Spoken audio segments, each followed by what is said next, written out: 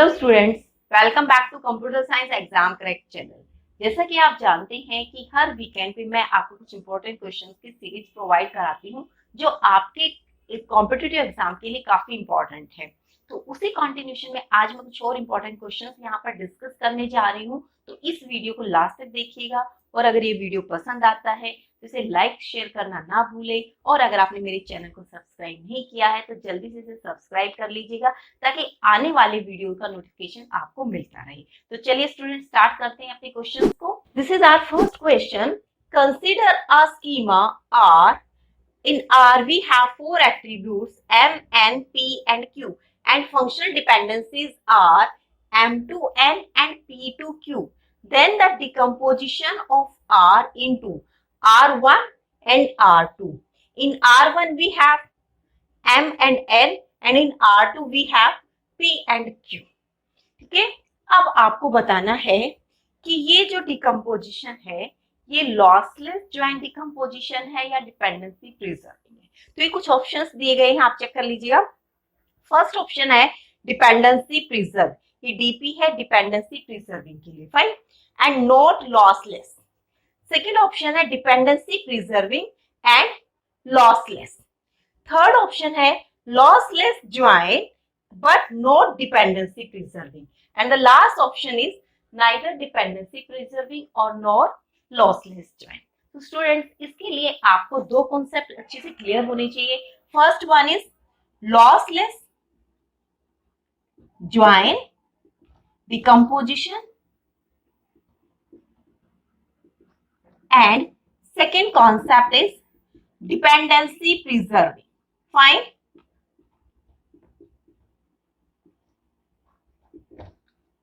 अगर आपको इन कॉन्सेप्ट्स में अगर डाउट है तो मैंने ऑलरेडी वीडियोस अपलोड कर रखी हैं, तो आप प्लीज उन वीडियोस को चेक कीजिए, उसमें काफी सारे प्रैक्टिस क्वेश्चंस भी हैं, आप उनको भी सॉल्व कीजिएगा। ठीक है, तो इस टाइप के क्वेश्चंस एग्जाम में आते ही हैं, इसलिए मैंने वहां पर प्रैक्टिस क्वेश्चंस भी आपको करवाए हैं। तो चलिए स्टार्ट करते हैं इसका सोल्यूशन। तो आपके पास दो रिलेशंस हैं R1 एंड R2।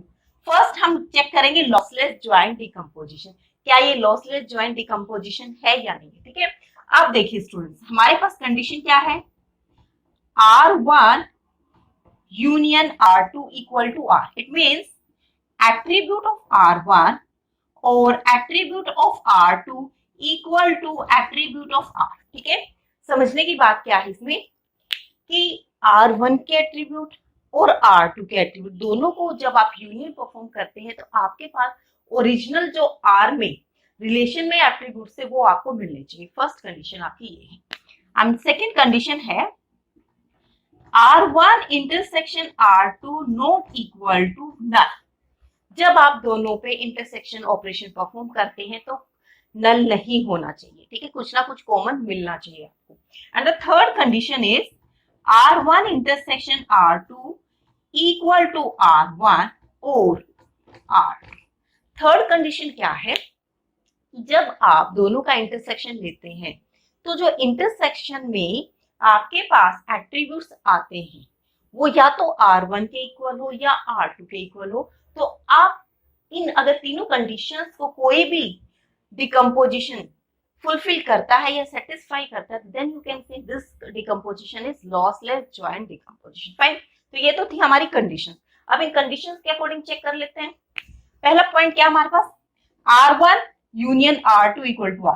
R1 में एट्रीब्यूट्स क्या है हमारे पास M एंड N, R2 में क्या है हमारे पास P एंड Q, और हमारे ओरिजिनल जो रिलेशन उसमें क्या है M, N, P और Q, यानी कि फर्स्ट जो कंडीशन है वो हमारी फुलफिल हो रही है। ठीक है, फर्स्ट कंडीशन में क्या चेक करना था, R1 में एट्रीब्यूट्स आपके पास M और N मिल गए जो आपके ओरिजिनल R में थे। फिर आपने R2 के एट्रीब्यूट्स को चेक किया, P और Q आपको ओरिजिनल R में मिल गई, यानी कि चार एट्रीब्यूट आपके ओरिजिनल R में थे। और जब आप R1 और R2 पे जब यूनियन ऑपरेशन परफॉर्म करें तो चार एट्रीब्यूट्स आपको मिल रहे हैं एज इट इज। तो फर्स्ट कंडीशन आपकी सेटिस्फाई हो गई है।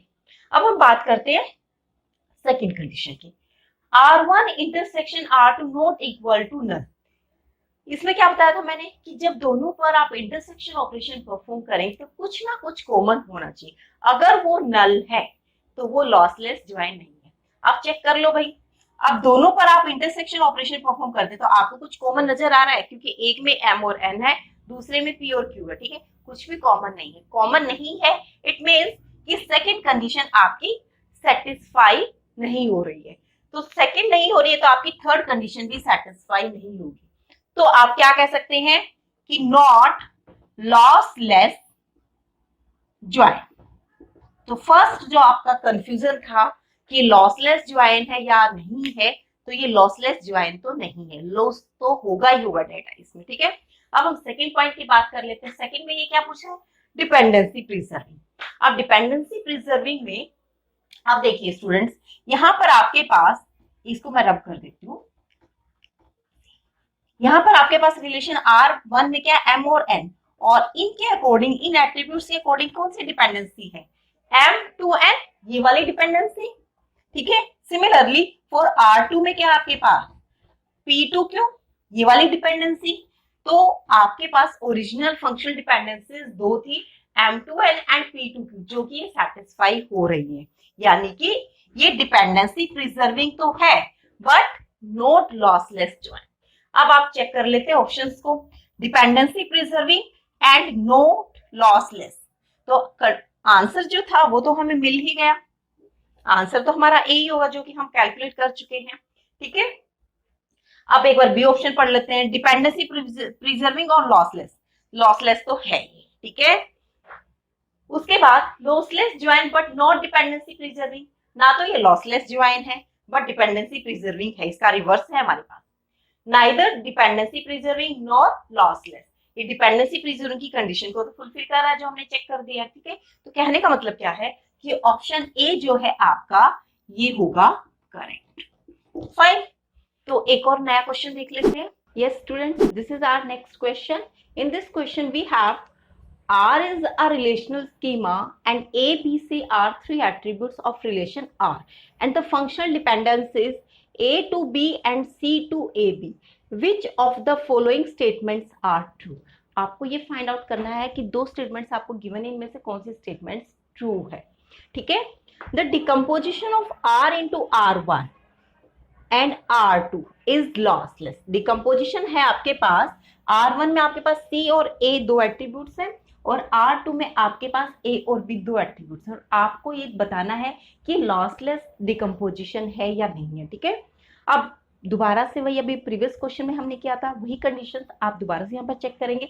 फर्स्ट कंडीशन क्या थी हमारी, R1 attribute of R1 union attribute of R2 equal to attribute of R, यही फाइंड आउट करना है। अब चेक कर लेते हैं, R1 में आपके पास C A और R2 में A B, यानी कि A कॉमन है तो आपको कौन कौन से एट्रीब्यूट्स मिल रहे हैं, C A और B, यानी कि फर्स्ट जो कंडीशन है वो आपकी सेटिस्फाई हो रही है, ठीक है। अब चलते हैं नेक्स्ट कंडीशन पे। नेक्स्ट कंडीशन क्या थी कि दोनों रिलेशन में R1 इंटरसेक्शन R2 में कुछ ना कुछ कॉमन जरूर होना चाहिए, वो नल के इक्विवेलेंट नहीं होना चाहिए। आप चेक कर लेते हैं, R1 में A और R2 में A, दोनों में A क्या है, कॉमन है, कॉमन है, यानी कि आपकी सेकंड कंडीशन भी सेटिस्फाई हो रही है। फाइन, अब थर्ड कंडीशन की बात कर ले। थर्ड कंडीशन में क्या था कि R1 और R2 में जब आप इंटरसेक्शन करते हैं, या तो वो R, इसको भी रब कर देती हूँ। अब थर्ड कंडीशन की बात करें हम सिर्फ, ठीक है, या तो वो R1 के इक्विवेलेंट आना चाहिए या फिर R2 के इक्विवेलेंट आना चाहिए। अब देखिए A तो कॉमन मिल गया आपको, अब आपको कैसे निकालना है कि वो R1 के इक्विवेलेंट है या आपको चेक करना है। चेक कैसे करेंगे हम लोग कि हमारे पास कॉमन एट्रीब्यूट तो A था, ठीक है, हम इसका क्लोजर लेंगे A का। A का जब आप क्लोजर निकालते हैं तो सबसे पहले जो लेफ्ट हैंड साइड में एट्रीब्यूट होता है वो as it is right hand side में आ जाता है, A हमने लिख दिया। अब A से जो फंक्शनल डिपेंडेंसी आती है A टू B, यानी कि आप A से B जा सकते हैं। अब फर्दर कोई ऐसी फंक्शनल डिपेंडेंसी नहीं है जो A B से हो आपकी, ठीक है। तो कहने का मतलब क्या हुआ कि A का क्लोजर आ गया A और B। अब ये जो A और B है ये किसके इक्विवेलेंट है, रिलेशन R2 के इक्विवेलेंट है, ठीक है। तो कहने क्या हुआ कि जो A है आपका कैंडिडेट की है, और जो कैंडिडेट की क्या होता है वो रिलेशन में जितने भी एट्रीब्यूट्स होते हैं सबको ट्रेवर्स करता है। और हमने यहाँ पे कंडीशन क्या रखी थी, या तो वो R1 को कंप्लीट कर जाए या R2 को। यहाँ पर जो आपके पास कैंडिडेट की आ रही है वो R2 को सेटिस्फाई करे है, तो इसका मतलब क्या हुआ कि थर्ड कंडीशन भी सेटिस्फाई हो रही है, तो ये लॉसलेस ज्वाइन है। फाइन, तो ये स्टेटमेंट तो भाई है आपकी ट्रू। अब हम बात करते हैं सेकंड की। फाइन, सेकंड में क्या है आपके पास, दो रिलेशन है R1 और R2। दोबारा से वही कंडीशंस, पहले आप इनको कंबाइन करके देखो। आपके पास कंबाइन करने से क्या आ रहा है, A, B और C। ठीक है, कंबाइन करने से R1 और R2 को कंबाइन करने से क्या कंडीशन आ रही है, R के इक्विवेलेंट आ रही है। फर्स्ट कंडीशन तो भाई हमारी ट्रू हो रही है। सेकेंड कंडीशन में क्या था कि कॉमन एट्रीब्यूट है, कॉमन एट्रीब्यूट भी है। कॉमन एट्रीब्यूट यहाँ पर क्या है, B है, तो B आपका कॉमन एट्रीब्यूट आ गया, यानी कि सेकेंड कंडीशन भी आपकी सेटिस्फाई होगी। अब आपको क्या करना है, इसका क्लोजर निकालना है जो कॉमन एट्रीब्यूट है, और उससे क्लोजर से आपको फाइंड आउट करना है कि ये R1 को ट्रेवर्स कर पा रहा है या R2 को, या किसी को भी नहीं। अब B का जब क्लोजर की बात करते हैं हम, एक तो लेफ्ट हैंड साइड में जो एट्रीब्यूट है वो राइट हैंड साइड में लिख देते हैं। ठीक है, इसके बाद B से कोई भी डायरेक्ट फंक्शन डिपेंडेंसी नहीं है। ठीक है, तो इसका मतलब क्या हुआ कि ना तो ये R1 को ट्रेवर्स कर पा रहा है और ना ही R2 को ट्रेवर्स कर पा रहा है, यानी कि अगर इस टाइप का डिकम्पोजिशन होगा तो डेटा लूज होगा ही होगा। तो इस टाइप के डिकम्पोजिशन का क्या बोलते हैं, लॉसी डिकम्पोजिशन। ठीक है, तो स्टेटमेंट तो ये भी बिल्कुल ठीक है कि अगर आप इस टाइप से डिकम्पोजिशन करेंगे तो ये लॉसी डिकम्पोजिशन होगा। तो आंसर क्या रहेगा, दोनों स्टेटमेंट से आपकी ट्रू होंगी, both statements are true. Fine, this is our next question. A relational database schema normalization is not for। normalization किस लिए नहीं होता है, ठीक है। अब normalization में eliminate redundancy, सबसे पहले जब normalization का मैंने इंट्रो वीडियो अपलोड किया था तो उसमें मैंने बता रखा है कि normalization का सबसे फर्स्ट पर्पस क्या होता है कि eliminate और reduce the redundancy। ठीक है, सेकेंड क्या है, eliminate number of anomalies. Yes, normalisation का सेकेंड पर्पस क्या बताया था कि इंसर्शन अनोमली, डिलीशन अनोमली और अपडेशन अनोमली सबको हैंडल करता है। ठीक है, तो आपकी जो फर्स्ट कंडीशन है ये भी आपकी ट्रू है, नॉर्मलाइजेशन के केस में बता रही हूँ, और एनोमलीज वाली कंडीशन भी ट्रू है। Ensuring functional dependencies are enforced, definitely जब हम किसी भी रिलेशन को डिकम्पोज करते हैं किसी नॉर्मल फॉर्म के अंदर तो फंक्शनल डिपेंडेंसीज को हम लूज नहीं करते हैं। तो ये कंडीशन भी आपकी नॉर्मलाइजेशन के केस में ट्रू है। अब पूछा गया है नॉट फोर। अब फोर्थ ऑप्शन और चेक कर लेते हैं, reducing the number of joins required to satisfy a query. Yes, normalisation का पर्पस ज्वाइन को रिड्यूस करने का नहीं होता। ठीक है, हम हैंडल करते हैं 5NF में ज्वाइन डिपेंडेंसी को, बट हम रिड्यूस करने का कोई गारंटी वहां पर नहीं देते। तो जो नॉर्मलाइजेशन का पर्पस होता है, फर्स्ट पर्पस होता है reduce the redundancy, and second purpose होता है जितने भी फंक्शनल डिपेंडेंसीज हैं उनको होल्ड करके रखना, कोई फंक्शनल डिपेंडेंसी आपकी वहां से लूज नहीं होनी चाहिए। And the third and most important point है कि जो नॉर्मलाइजेशन का प्रोसेस है उसमें हम अनोमलीज को हैंडल करते हैं, इंसर्शन अनोमली को, डिलीशन और अपडेशन अनोमली। अगर आपको थोड़ा सा भी डाउट है इस क्वेश्चन को समझ आने में तो प्लीज आप मेरे उस वीडियो को विजिट कीजिएगा नॉर्मलाइजेशन से रिलेटेड। उसमें मैंने एग्जाम्पल के साथ बता रखा है कि विदाउट नॉर्मलाइजेशन किस तरीके की प्रॉब्लम आएंगी और नॉर्मलाइजेशन से आप कैसे उनको हैंडल कर पाओगे। ठीक है students, yes student, this is our next question. Select the false statement from the following statements about the normal forms। normal forms के रिगार्डिंग आपको चेक करना कि false statement कौन सी है। lossless preserving decomposition into 3NF, तो यहाँ पर दोबारा से क्वेश्चन आ गया है lossless का और dependency preserving का। तो स्टूडेंट्स प्लीज इन टॉपिक्स को अच्छे से कीजिएगा, और टीजीटी पीजीटी में इस टाइप का डायरेक्ट क्वेश्चन पूछा जाएगा, और अगर आप नेट की प्रिपरेशन कर रहे हैं या गेट की प्रिपरेशन कर रहे हैं तो अभी जो मैंने आपको फर्स्ट और सेकंड क्वेश्चन करवाया है वहाँ उस तरीके के क्वेश्चन पूछे जाते हैं। ठीक है, तो यहाँ पर 3NF के अंदर क्या है, लॉसलेस डिकम्पोजिशन होगा। देखो जब भी आप किसी भी नॉर्मल फॉर्म में कन्वर्ट करते हैं रिलेशन को, तो सबसे पहले हम ध्यान रखते हैं कि वहाँ पर लॉसलेस डिकम्पोजिशन होना चाहिए, क्योंकि डाटा ही लूज हो गया तो उसको नॉर्मल फॉर्म में फर्दर डिकम्पोज करने का कोई मतलब नहीं बनता। ठीक है, प्रिजर्विंग, यहाँ पर डिपेंडेंसी प्रिजर्विंग की बात कर रहे हैं हम, डिपेंडेंसी प्रिजर्विंग का बिल्कुल ध्यान रखते हैं 3NF में। ठीक है, तो ये क्वेश्चन, ये जो पॉइंट है ये आपका ट्रू है। सेकेंड बात कर लेते हैं, लॉसलेस प्रिजर्विंग डिकम्पोजिशन इनटू बीसेन। अब ये कह रहा है कि जब बीसेन में आप कन्वर्ट करते हैं वहां पर भी आपका लॉसलेस और प्रिजर्विंग डिपेंडेंसी प्रिजर्विंग होता है। ये तो बिल्कुल गलत है। अगर आपको ये इसमें डाउट है तो मैंने BCNF के लिए एक सेपरेट वीडियो बना रखा है, और कुछ प्रैक्टिस क्वेश्चंस हैं जो डिपेंडेंसी प्रिजर्विंग के बेस पर है, उनके लिए एक सेपरेट वीडियो है। वहाँ पर ये बता रखा है कि BCNF कहाँ पर फेल होता है, क्योंकि BCNF में क्या है कि लॉसलेस ज्वाइंट डिकम्पोजिशन तो होता है लेकिन डिपेंडेंसी प्रिजर्विंग नहीं होता। कई बार हम डिपेंडेंसी लूज कर जाते हैं BCNF के केस में। प्लीज इस पॉइंट को ध्यान रखिएगा कि लॉसलेस ज्वाइंट डिकम्पोजिशन पॉसिबल है BCNF में, बट डिपेंडेंसी प्रिजर्विंग पॉसिबल नहीं है। हो भी सकती है और नहीं भी, गारंटी नहीं है कि 100% डिपेंडेंसी प्रिजर्विंग होगी वहां पर। फाइन, तो ये जो है आपको आंसर तो मिल गया।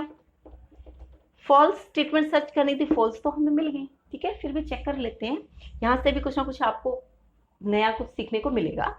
Any relation with 2 attribute is in BCNF। अब देखिए स्टूडेंट्स, अब ये क्या कह रहा है कि कोई भी रिलेशन जो होगा वो अगर उसमें 2 एट्रीब्यूट्स है तो वो BCNF में होगा। जरूरी नहीं है, वो BCNF में हो भी सकता है और BCNF में नहीं भी हो सकता। ठीक है, तो यहाँ पर ये हम ट्रू मान के चलेंगे क्योंकि 2 रिलेशन 2 एट्रीब्यूट्स आ गए हैं। तो मान लीजिए A to B है, ठीक है, और आपके पास रिलेशन में 2 ही एट्रीब्यूट है A और B।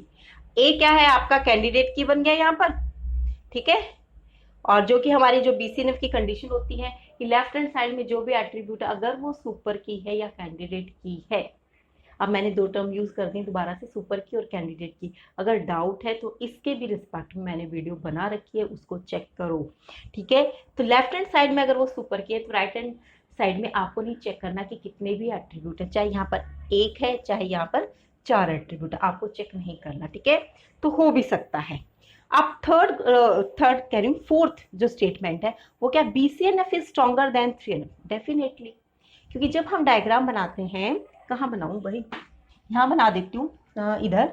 ठीक है, हमारा क्या डायग्राम होता है, 1NF, ये आपका 2NF, ये है आपका 3NF और BCNF। तो BCNF में के अंदर क्या है, 3NF की जितनी भी जो क्वालिटीज है वो सारी BCNF में ऑटोमेटिकली आएंगी। तो डेफिनेटली BCNF जो है 3NF का रोल तो प्ले करेगा ही करेगा, साथ में इसका अपना भी कुछ रोल होगा, तो ये स्ट्रॉन्गर होगा आपका 3NF से। ये कंडीशन भी आपकी ट्रू है। तो आंसर जो मिल गया हमें, आंसर है ये कि जो BCNF डिकम्पोजिशन होता है उसमें लॉसलेस ज्वाइंट और डिपेंडेंसी प्रिजर्विंग की बात है, तो डिपेंडेंसी प्रिजर्विंग पे वी आर नॉट 100% एश्योर कि ये हमेशा ही प्रिजर्व करके रखेगा। Fine, yes student, this is our next question. In this question we have different classes of relations are created using dash technique to prevent the modification anomaly. कौन से technique आप use करते हैं जिसकी हेल्प से आप मॉडिफिकेशन अनोमली को prevent कर सकते हैं। ठीक है, अब क्वेश्चन तो आपको समझ आ गया होगा क्योंकि इससे रिलेटेड हम शायद फर्स्ट क्वेश्चन कर चुके हैं कि कौन कौन सी अनोमलीज हैं जिनको नॉर्मलाइजेशन हैंडल करता है। ठीक है, आंसर तो हमें मिल गया कि नॉर्मल फॉर्म्स है टेक्निक। ठीक है, फिर भी ऑप्शन पढ़ लेते हैं। फंक्शनल डिपेंडेंसी का कोई लेना देना नहीं होता मॉडिफिकेशन अनोमलीज से। ठीक है, रेफरेंशियल इंटीग्रिटी का अपना काम होता है। ठीक है, डेटा इंटीग्रिटी अपने आप में मेंटेन करके रखते हैं इंटीग्रिटी, डेटा की इंटीग्रिटी को डेटाबेस के अंदर। ठीक है, तो आपके पास जो ऑप्शन डी है नॉर्मल फॉर्म, ठीक है, तो normal form technique modification anomaly को हैंडल करता है। मैंने प्रीवियस फर्स्ट क्वेश्चन में भी बताया था और आप फिर बता रही हूँ कि नॉर्मल फॉर्म इंसर्शन अनोमली को, डिलीशन को और मॉडिफिकेशन अनोमली सबको प्रिवेंट करता है। ठीक है। तो स्टूडेंट्स ये थे कुछ क्वेश्चंस जो आपके एग्जाम के पॉइंट ऑफ व्यू से काफ़ी इंपॉर्टेंट है, तो प्लीज़ इन्हें इग्नोर मत कीजिएगा, इनको ध्यान से कीजिएगा। और जितने भी मेरे वीडियोज़ हैं, हर वीडियोज़ में मैंने एक प्रैक्टिकल क्वेश्चन के साथ कॉन्सेप्ट को समझा रखा है, उनको भी आप चेक कीजिएगा ताकि आपको कॉन्सेप्ट क्लियर हो जाए और आप इजीली अपने एग्जाम में इन क्वेश्चंस को सॉल्व कर पाए। ठीक है, तब तक के स्टूडेंट्स आप इनकी प्रैक्टिस कीजिएगा। मैं आती हूँ नए वीडियो में एक नए टॉपिक के साथ, तब तक के लिए थैंक यू वेरी मच।